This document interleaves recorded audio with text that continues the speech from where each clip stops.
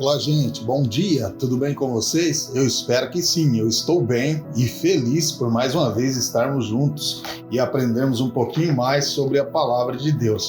E hoje eu quero falar com você que talvez esteja muito desanimado, cansado, passando por uma dificuldade pesada, com lutas gigantes na sua vida. Quero convidar você a olhar para a palavra de Deus e encontrar nela esperança. E faremos isso a partir do texto de 2 Coríntios, capítulo de número 4, os versos 8 e 9, onde o apóstolo Paulo, de fato, escreve e descreve situações difíceis, mas que também nos inspira e nos instrui a esperança. Olha só o que diz o texto. Em tudo somos atribulados, porém não angustiados, perplexos, porém não desanimados, perseguidos, porém não desamparados, abatidos, porém não destruídos. Paulo fez uma declaração que ajuda muito a explicar as crises, os problemas, os medos que nós enfrentamos no dia a dia. Ele escreveu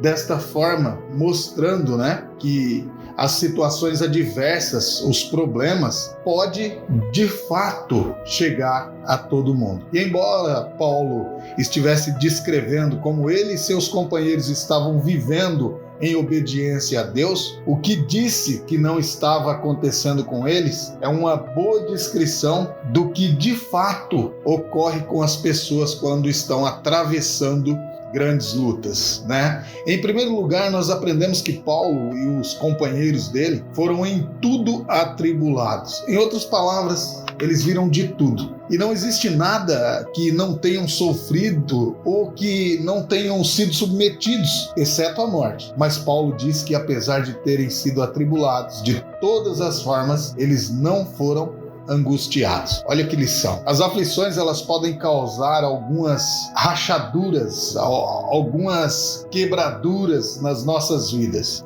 Mas o cristão jamais tem que ficar angustiado. Então nós precisamos lembrar do que Paulo está dizendo aqui. Paulo também escreveu: ficamos perplexos, porém não desanimados, indicando que experimentaram alguma confusão durante o ministério dele, alguma crise, algum problema. Nem sempre eles entendiam o que Deus estava fazendo ou por que Deus estava fazendo o que fazia. E às vezes nós também nos sentimos assim. E apesar dessa confusão, da confusão que Paulo tinha na cabeça, os seus amigos, com relação a não entender aquilo que Deus estava fazendo, eles não desanimaram. A palavra grega traduzida aqui como desânimo significa estar absolutamente perdido. Paulo estava dizendo que apesar de não terem nenhuma resposta, eles nunca deixaram de crer que Deus tivesse as respostas corretas para oferecer a ele. Então, o fato de não compreendermos nossas circunstâncias de vida, não vermos uma luz no fim do túnel, não significa que de fato não há luz no fim do túnel. Não significa que de fato aquela situação ou aquela crise não há como ser resolvida. Porque há como ser resolvida. Porque onde não conseguimos nenhuma resposta de forma humana, Deus com certeza poderá nos responder de maneira sábia. E depois disso, Paulo vai descrever que foram perseguidos, porém não abandonados. Ao usar o termo perseguidos, Paulo indica que eles não estavam sendo meramente ignorados ou negligenciados pelas pessoas. Paulo e seus companheiros estavam sendo procurados de forma intensa para causar danos a eles. Eles estavam sendo perseguidos de fato. Eles tinham inimigos que estavam decididos a prejudicá-los. E apesar disso, no entanto, jamais se sentiram abandonados. Sabiam que Deus estava ao lado deles. Sabiam que Deus era aquele que iria consolar o coração deles. E eles sabiam que pelas orações deles e pelas orações dos irmãos em Cristo, o Senhor poderia livrá-los e guardá-los. E finalmente Paulo escreveu que eles foram